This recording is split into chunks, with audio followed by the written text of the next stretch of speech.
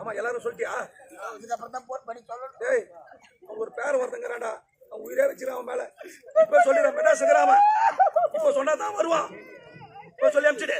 எப்பா இது நம்ம மூக்கு நம்ம சளி, இதற்கு சிந்தி போட்டா கொரோனா வரும், இல்லைன்னா காக்கா தூக்கி போடும்.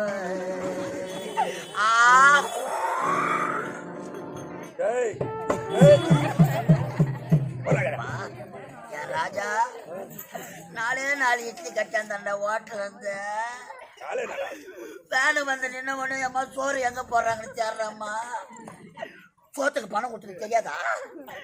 உங்களுக்கு பிள்ளை பண்ணாங்களே 1600 ரூபாய்.